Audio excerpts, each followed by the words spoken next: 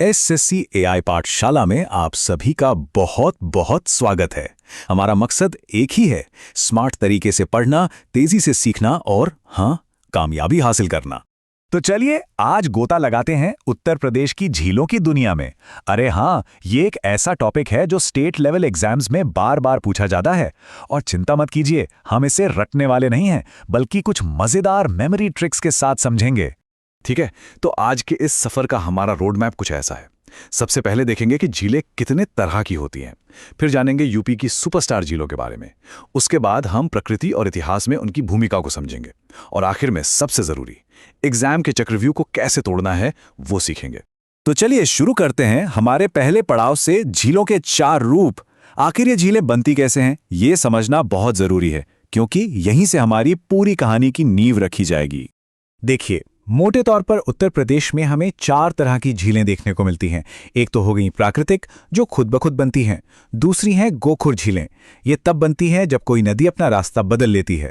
तीसरी इंसानों की बनाई हुई कृत्रिम झीलें, और चौथी हैं वेटलैंड्स यानी आर्द्रभूमि। अब एग्जाम के लिए जो सबसे जरूरी बात है वो ये कि गोखुर झीलें नदी के रास्ता बदलने से बनती हैं, और वेटलैंड्स वो तो प्रवासी पक्षियों का घर हैं।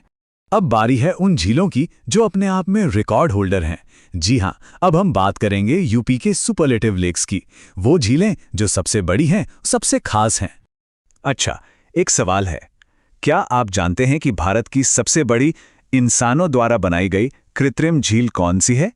सोचिए सोचिए, क्योंकि इसका जवाब कहीं और नहीं बल्कि अपने उत्तर प्रदेश में ही है। और वो जवाब है गोविंद बल्लभ पंत सागर।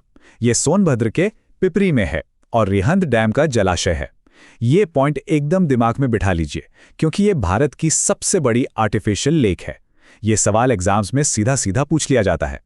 चलिए, अब सिर्फ आकार की बात नहीं करते, आगे बढ़ते हैं और देखते हैं कि ये झीलें हमारी प्रकृति की रक्षक कैसे हैं।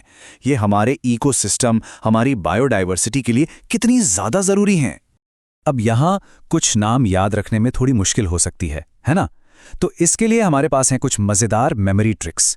जैसे बखीरा झील है संत कबीर नगर में, तो बस याद रखिए कबीरा से बखीरा, कितना आसान है। और कीठम झील वो आगरा में है, तो ऐसे सोचिए कि आग को बुझाने के लिए कीचड़ का इस्तेमाल किया। सिंपल। अब जरा इन 2 झीलों पे नजर डालिए। दोनों ही नदियों से बनी हैं, पर कितनी अलग हैं। एक तरफ है बलिया का सुरहा ताल, जो गंगा के रास्ता बदलने से बनी एक परफेक्ट ऑक्सबो लेक है, और दूसरी तरफ है पीलीभीत की फुलहर झील। इसकी खासियत यह है कि यह मैदानी इलाके में है और यहीं से हमारी गोमती नदी निकलती है। प्रकृति की गोद से निकल के अब चलते हैं इतिहास के पन्नों में। ये झीलें सिर्फ पानी के तालाब नहीं है दोस्तों, ये तो इतिहास के आईने हैं, जिनमें हमें कई कहानियां और लड़ाइयां नजर आती हैं। जैसे कि बहराइच की चितौरा झील, ये कोई आम झील नहीं बल्कि महाराजा सुहेलदेव की ऐतिहासिक युद्ध भूमि है। वहीं अयोध्या की दरवन झील का जिक्र पौराणिक कथाओं में मिलता है। और गोरखपुर का रामगढ़ ताल, इसका तो पुराना नाम रामग्राम था और आज इसे पूर्वांचल का मरीन ड्राइव कहकर बुलाया जाता है ना? कमाल की बात। अब जरा बुंदेलखंड की तरफ चलते हैं। महोबा में बेला सागर और मदन सागर, झांसी में लक्ष्मी ताल और बरुआ सागर, इन सब शाही झीलों को बनवाया था चंदेल राजाओं ने। ये बहुत ही जरूरी पॉइंट है। और झांसी के लिए एक ट्रिक है, झांसी की रानी बार बार जीती, बार बार से याद रहेगा बरुआ सागर। और अब वो सेक्शन जिसका सबको इंतजार रहता है, एग्जाम का चक्रव्यूह। चलिए देखते हैं कि परीक्षक कैसे नामों में फंसाकर हमें कंफ्यूज करते हैं और हमें उन जाल से कैसे बचना है। अक्सर नाम ही सबसे बड़ा धोखा होता है। जैसे एग्जाम में आया प्रयाग झील, सब सोचेंगे अरे ये तो प्रयागराज में होगी, पर गलत, सही जवाब है बहराइच। वैसे ही देवरिया ताल देवरिया में नहीं बल्कि कन्नौज में है, और मोती झील ये तो कानपुर और रामपुर दोनों जगह है। इन धोखों से सावधान रहना है। और फिर आते हैं ये नाम, बेटी, अजगरा, नैया, ये प्रतापगढ़ की झीलें हैं। नाम थोड़े अजीब हैं, लेकिन मैच द फॉलोइंग वाले सवालों की ये जान है। इन्हें याद रखने का एक सिंपल सा तरीका है, एक कहानी बना लो। प्रताप ने कहा अरे वहां अजगर है, जल्दी नैया से चलो। बस इतना याद रखने से आपके मार्क्स पक्के हो सकते हैं।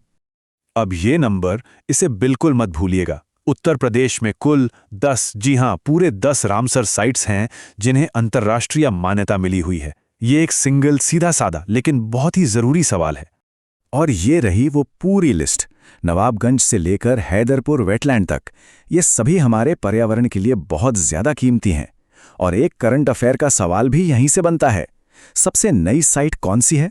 वो है बखीरा झील, जिसे 2022 में जोड़ा गया था। ये सवाल आ सकता है। तो अब आखिर में एक सवाल के साथ आपको छोड़कर जाता हूं। हम सब जानते हैं कि पानी हमेशा से ताकत और दौलत का जरिया रहा है। तो जरा सोचिए, इन झीलों ने उत्तर प्रदेश की अर्थव्यवस्था, यहाँ की संस्कृति और यहाँ हुए युद्धों को किस तरह से प्रभावित किया होगा। तो अगर आपको इस सफर में मजा आया और कुछ नया सीखने को मिला तो इस वीडियो को लाइक जरूर कीजिएगा। चैनल को सब्सक्राइब करना तो बिल्कुल मत भूलिएगा।